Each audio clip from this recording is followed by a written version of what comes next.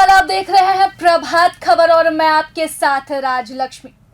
प्रभात खबर के इस खास सोच चुनावी समर की जमीनी हकीकत में हम आपको लेकर चलते हैं आज कोडरमा लोकसभा के दौरे पर। इस दौरे में हम समझेंगे कोडरमा लोकसभा की राजनीतिक पृष्ठभूमि किस तरह की रही है और वर्तमान में लोकसभा चुनाव 2024 के लिए कोडरमा कितना तैयार है। हजारीबाग से अलग होकर पहली बार कोडरमा सीट 1977 में अस्तित्व में आई। कोडरमा लोकसभा में कुल 6 विधानसभा है, जिसमें 3 सीटों पर बीजेपी के विधायक, एक पर निर्दलीय, एक सीट माले के खाते में तो एक पर जेएमएम का कब्जा था। हालांकि गांधी सीट पर डॉक्टर सरफराज अहमद के इस्तीफे के बाद यह सीट अभी खाली चल रही है। अपने मायके के लिए प्रसिद्ध कोडरमा में कुल वोटरों की संख्या 12,09,541 है। देश के पहले सैनिक स्कूल की स्थापना भी कोडरमा में ही हुई थी। अगर इस लोकसभा सीट के राजनीतिक इतिहास पर एक नजर डालें तो पहली समझ में ये बीजेपी की पारंपरिक सीट लगती है। 1977 से अब तक इस सीट पर बीजेपी ने 6 बार जीत हासिल की है। वहीं कांग्रेस ने 2 बार तो जेवीएम ने 1 बार यह सीट जीती है। झारखंड के तमाम हाई प्रोफाइल सीट्स में एक कोडरमा भी आता है। वजह है झारखंड के पूर्व मुख्यमंत्री बाबूलाल मरांडी। वह 2004 में बीजेपी, 2006 के उपचुनाव में निर्दलीय और 2009 में झारखंड विकास मोर्चा के टिकट पर लगातार 3 बार चुनाव लड़कर सांसद बन चुके हैं। लेकिन 2019 के आम चुनाव में उन्हें बीजेपी के अन्नपूर्णा देवी के हाथों करारी हार का सामना करना पड़ा था। 3 बार के सांसद और झारखंड के पहले मुख्यमंत्री बाबूलाल मरांडी को बीजेपी सांसद ने 4,55,600 वोटों से हराया था। हालांकि अब जेवीएम का विलय भाजपा में कर दिया गया है। तो ये आपने देखा कोडरमा लोकसभा क्षेत्र का चुनावी रण किस तरह से रहा, इतिहास क्या रहा। वर्तमान की बात करें तो इस बार भी बीजेपी ने अपने सांसद अन्नपूर्णा देवी पर भरोसा जताया है और टिकट दिया है।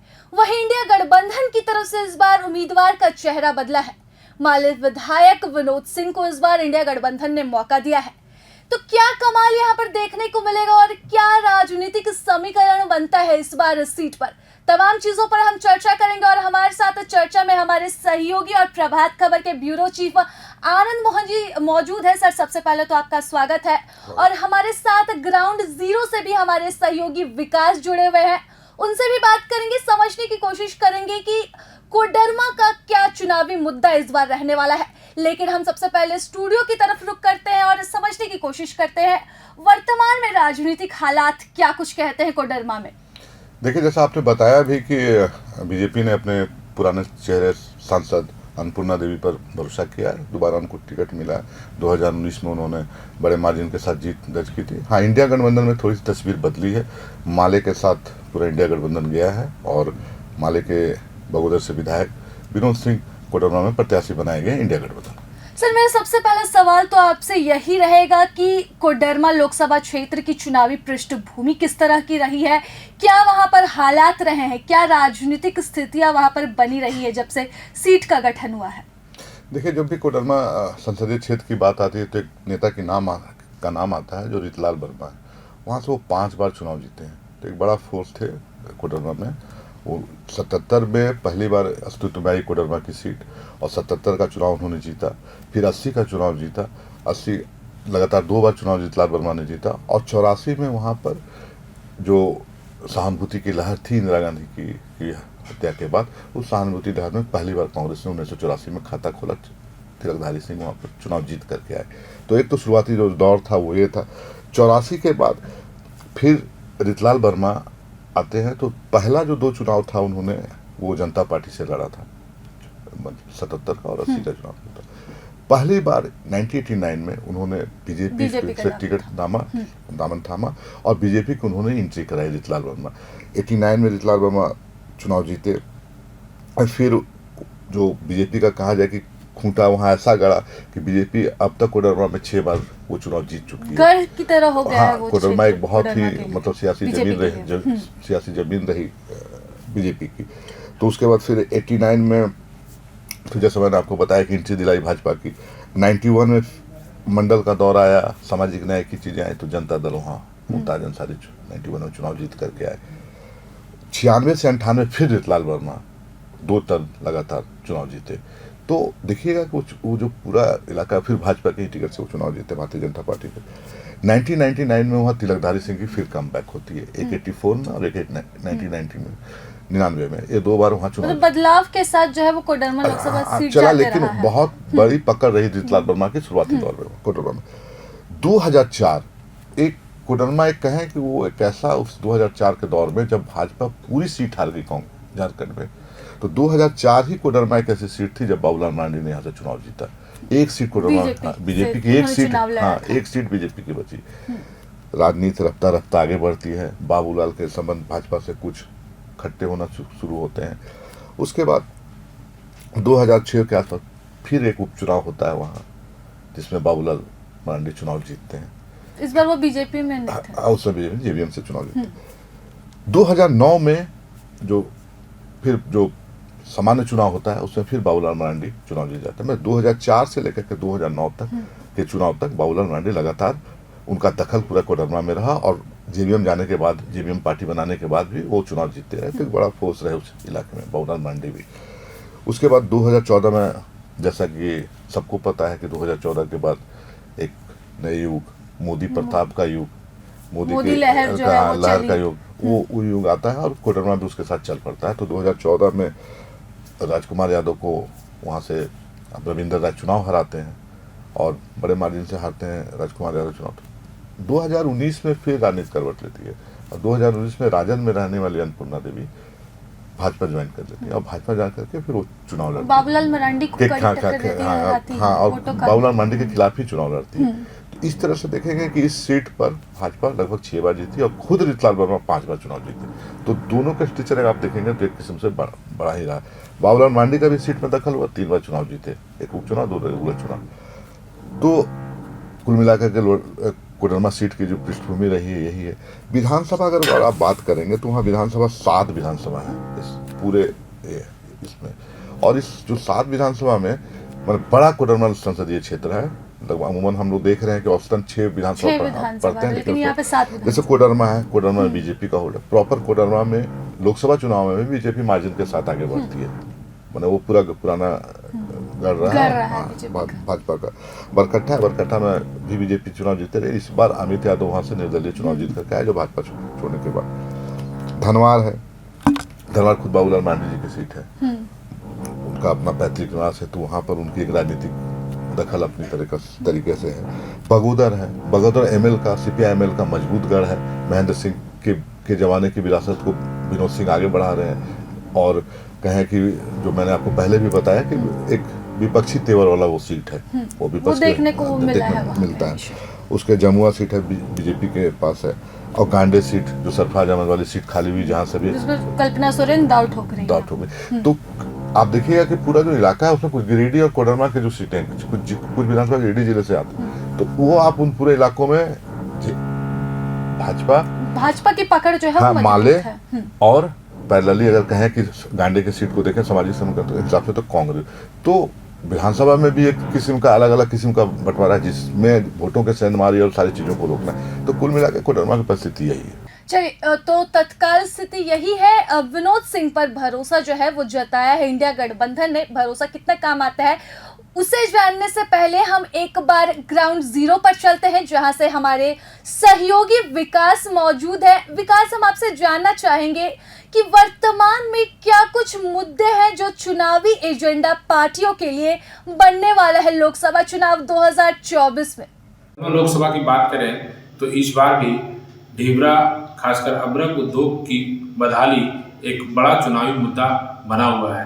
क्षेत्र में अब्रक उद्योग की चमक नहीं लौटना, साथ ही पत्थर उद्योग को भी प्रभावित किया जाना एक बड़ा मुद्दा बना हुआ है। विपक्ष इसको लेकर लगातार हमलावर है। साथ ही कर्मा मेडिकल कॉलेज का निर्माण आज तक पूरा नहीं होना भी विपक्ष मुद्दा बना रहा है। क्षेत्र में रोजी रोजगार का बड़ा साधन विकसित नहीं होना भी जनप्रतिनिधियों के लिए एक बड़ी चुनौती है।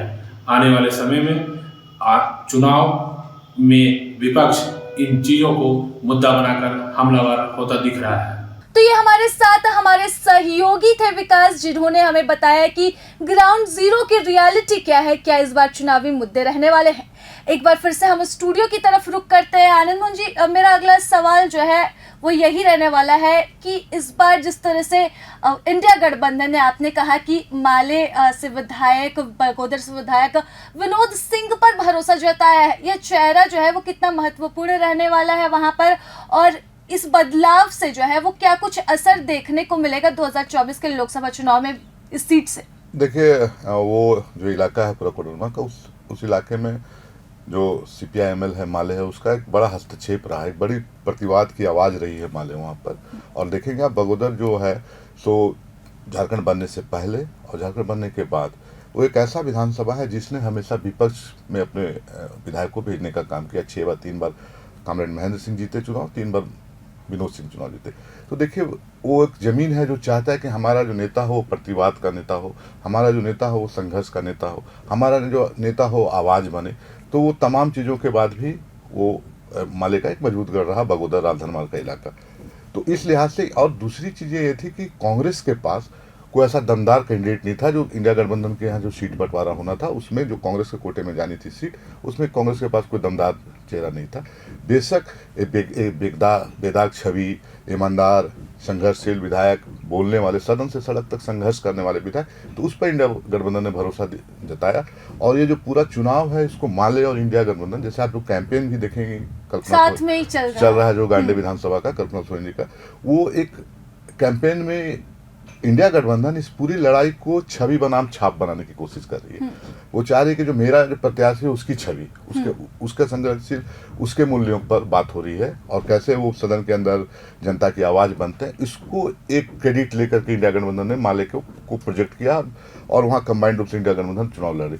दूसरी ओर जो इंडिया गठबंधन के पास जो सबसे बड़ी चुनौती ये है कि जो मार्जिन रहा है पिछले बार। हाँ, मेरा सवाल जो अगला यही रहेगा कि क्या, जैसे कि आपने छवि पे बात की, कहा कि छवि बनाम छाप की लड़ाई जो है वो इंडिया गठबंधन कोशिश कर रही है लड़ने की। तो क्या विनोद सिंह की जो छवि रही है वो, क्या वोटों का जो अंतर है 3-3.5 लाख का, काफी बड़े अंतर से अन्नपूर्णा देवी जो है वो जीती है पिछला चुनाव, तो क्या ये वोटों का अंतर जो है वो पाट पाएगी जो छवि बन रही है विनोद सिंह की, या पहले से भी छवि रही है काफी ईमानदार और लोगों के बीच रहने वाले नेता के तौर पर? देखिए, जो पिछला रिजल्ट है, जिस रिजल्ट को हम लोग बात करें, तो पिछले रिजल्ट में देखिए राजनीति में बड़ी तेजी से करवट ली है झारखंड में। तो जो पिछला चुनाव अन्नपूर्णा जी के खिलाफ जो लड़े थे वो बाबूलाल मरांडी थे, जो वर्तमान में प्रदेश अध्यक्ष हैं। तो और उसके साथ साथ राजकुमार यादव ने भी वहाँ से चुनाव माले से लड़ा था। तो जो लगभग हमको लगता है कि 477 का गैप रहा था उस समय में, 63% वोट अन्नपूर्णा देवी को आए थे। तो बड़ा मार्जिन था, बेशक कोई इसमें नहीं, लेकिन उस समय पोलराइज चुनाव भी नहीं था।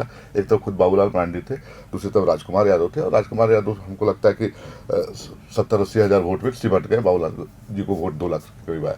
तो जो 5 लाख 4.5 लाख का जो मार्जिन था वो चूंकि डिस्पोलराइज चुनाव था तो एक था। लेकिन हाँ, इतना तो जरूर है कि जिसके पास 63% वोट शेयरिंग हो, 2019 में अन्नपूर्णा जी के पास 63% वोट शेयरिंग था, 2024 उनके लिए ज्यादा मुश्किल। हाँ, तो उस तरह से अगर देखेंगे आप तो वो एक बड़ा गैप है। लेकिन जो ताकत इंडिया गठबंधन ने लगाई है, और एक उपचुनाव भी उसी क्षेत्र में है, तो 2 चुनावों का जो एक, जिसको कहें कि जो मिल जाना होता है, उपचुनाव और एक फिर ये चुनाव, तो इंडिया गठबंधन का वहाँ फोर्स, खुद कल्पना सोरेन जब लड़ रही हूँ चुनाव, तो बड़ी ताकत इंडिया गठबंधन ने झोंकी है। उस ताकत का भी लाभ विनोद सिंह को मिल सकता है। तो ये चीज़ें हैं कि सीधे टक्कर तो बहुत कांटे की है, और ये आप इसलिए है क्योंकि जब 2 ध्रुवों में चुनाव है, जब 2 ही लोग चुनाव मैदान में हैं, और एक जेपी वर्मा भी जो जिसको जेएमएम ने ज्वाइन कराया था, जेपी वर्मा को, जयप्रकाश वर्मा को, वो चुनाव लड़ रहे हैं, तो एक फैक्टर वो भी है, वो तीसरा कोण बनाने की कोशिश करेंगे। तो इन सारी चीज़ों में देख लगता है कि माने चुनाव जो है तो थोड़ा टक्कर वाली चुनाव होगी। जैसे पहले जो क्लीन स्वीप वाला जो मामला था, जो पिछले बार था, तो बीजेपी के सामने भी एक चुनौती है, और इंडिया गठबंधन के पास तो बेहद चुनौती है। वो माले की अपनी विनोद सिंह की अपनी छवि जो भी हो, लेकिन बूथ तक लोगों को ले जाना, बूथ तक सेंट्रलाइज करना, ये भीड़ दिखना और उसको फिर चुनाव चीज़ों में बदलना, एक बड़ी चुनौती इंडिया गठबंधन के लिए रहेगी। चलिए, इंडिया गठबंधन के लिए जो है वो बड़ी चुनौती रहने वाली है, लेकिन विनोद सिंह की जो छवि रही है और इस बार भी लोकसभा चुनाव में जिस तरह से वो सोशल मीडिया पर प्रचार प्रसार करते रहे हैं, लोगों से जो है वो चंदा मांग रहे हैं, उनकी छवि ऐसी रही कि गाड़ी जब चोरी हुई तो लोगों ने पैसा जुटाकर जो है उनके लिए गाड़ी खरीदी। चुनाव लड़ रहे हैं तो लोगों के पैसे पर चुनाव लड़ रहे हैं जनता से, ताकि जनता जो है वो सवाल जवाब कर सके उनसे। तो ये छवि जो है वो चुनाव में कितना असर डालने वाली है? बेशक जो हम लोग कोडरमा घूमते हैं और जो चुनावी मंजर हम लोगों ने देखा, तो ये तो है कि विनोद सिंह के नाम को लेकर के एक बड़ा उस इलाके में इकबाल है, और वो पार्टी लाइन से भी अलग वाले लोग बोलते हैं कि नहीं बेशक कैंडिडेट अच्छा है। तो वो सारी चीज़ें मैं आपको जो बार बार कह रहा कि चुनाव एक अलग तस्वीर होती है, चुनाव एक अलग एजेंडा होता है। अगर जो इंटैक्ट, देखिए अभी वहाँ पूरा इंडिया गठबंधन इंटैक्ट दिख रहा है, नो डाउट पूरे तरीके से। जेएमएम कार्यकर्ता भी बड़ी एग्रेसिवली लगे हुए हैं, चूँकि एक चुनाव गांडे भी है, और जो कैंपेन भी है बड़ा ज्वाइंटली कैंपेन है। सब जगह जो है विनोद सिंह जो है प्रमुखता से नजर आ रहे हैं। प्रमुखता से नजर आ रहे हैं। और दूसरी बात है कि जो जेएमएम भी अपने गांडे के लिए कर रहा है, वो उस गांडे के इलाके से भी बाहर निकल करके वो माले के कैंडिडेट के लिए कर रहा है। तो एक इंटैक्ट तो वहाँ बहुत इंडिया गठबंधन दिख रहा है। दूसरा, इंडिया गठबंधन के पास अपना एक फिक्स समीकरण है जो हर सीट में आप देखती हैं, जो इसके उनका जो समीकरण है। तो जो वोट्स है उसको, जो चूंकि एक बड़ा गैप है 63% जिस कैंडिडेट के पास, मैं बार बार कह रहा हूँ जिसके पास है, उस वोट का शिफ्टिंग कराना इंडिया गठबंधन के लिए एक बेहद चुनौती का होगा। और अन्नपूर्णा जी का जनाधार भी उस इलाके में अपने तरीके से रहा, विधायक रही, लगातार मंत्री रही हैं। तो अब उस लड़ाई में वही जो कह रहे हैं कि जो इंडिया गठबंधन की पूरी कोशिश है कि ये लड़ाई जो है वो छाप बनाम छवि बने, उसी की लड़ाई है। अब देखिए उसमें क्या होता है। ये जो सवाल आप लगातार दोहरा रहे हैं कि 63% का जो वोटों का अंतर जो है उसको पाट पाना बहुत मुश्किल है, लेकिन इंडिया गठबंधन जो है इस बार एकजुट दिख रही है। क्या अन्नपूर्णा देवी के सामने कोई बड़ी चुनौती इंडिया गठबंधन की एकजुटता बन सकती है, या फिर वोटों का अंतर जो है वो थोड़ा बहुत इधर उधर के साथ जो है अन्नपूर्णा देवी जो ये चुनाव निकाल लेंगी? देखिए, एक तो ऐसा है कि चुनाव पूर्वानुमान जो है और जो चीज़ें आप बोल रही हैं उस पर बहुत सटीक तौर पर अभी कुछ कहा नहीं जा सकता कि चुनाव में एक एक चीज़ों का है। वहाँ पर जो पूरे विधानसभा क्षेत्र है, विधानसभा क्षेत्र का अपना एक भौगोलिक चीज़ें हैं, जातीय गोलबंदी है, वहाँ की हर विधानसभा का एक अपना टेम्परामेंट है, हर विधानसभा का एक अपना इतिहास रहा है जीतने वालों को, हर विधानसभा में अपने अपने पॉकेट्स में लोगों का प्रभुत्व रहा है। तो उस लिहाज से अगर आप ये कहें कि अगर मैंने किसी रिजल्ट पर पहुंचना चाहें, तो हमको नहीं लगता कि कोडरमा तात्कालिक रूप से कोई स्पेस ये दे रहा है ये कहने के लिए कि किनके साथ वोट मतलब जाने वाला है। ये नहीं है, एक इसके लिए इंतजार करना होगा। तो इस बार निष्कर्ष पर निकलना काफी मुश्किल है कि कोडरमा में चुनावी रण किस तरह का होने वाला है। क्या अन्नपूर्णा देवी अपना पिछला परफॉर्मेंस दोहरा पाएंगी, या फिर छवि बनाम छाप जो यहाँ पर लड़ाई इंडिया गठबंधन लाने की कोशिश कर रहा है, उस लड़ाई में यहाँ पर इंडिया गठबंधन को सफलता हासिल होती है? क्या विनोद सिंह अपनी छवि के आधार पर वोटों का अंतर पाट पाएंगे और इंडिया गठबंधन को कोडरमा लोकसभा सीट जिता पाएंगे? यह कह पाना मुश्किल है, और साथ ही यह कह पाना भी बहुत मुश्किल है कि अन्नपूर्णा देवी के सामने इस बार चुनौती कितनी बड़ी होने वाली है। लेकिन यकीनन छवि बनाम छाप की यह चुनौती कोडरमा लोकसभा सीट पर देखने को मिलेगी। मुकाबला कांटे के टक्कर का होगा, एक तरफा नहीं होने वाला है, यह तो तय है। लेकिन निष्कर्ष से अभी बहुत दूर हमने आपको बताई कोडरमा लोकसभा क्षेत्र की जमीनी हकीकत क्या रही, इस बार राजनीतिक पृष्ठभूमि क्या रही, और किस तरह इस बार मुकाबला कोडरमा लोकसभा सीट पर होगा। तो हमारे साथ आप बने रहे एक नए लोकसभा क्षेत्र के दौरे के लिए, जो हम आपको बताएंगे क्या है इस बार चुनावी समर की जमीनी हकीकत। प्रभातखबर.com, विश्वास वही, रफ्तार नहीं।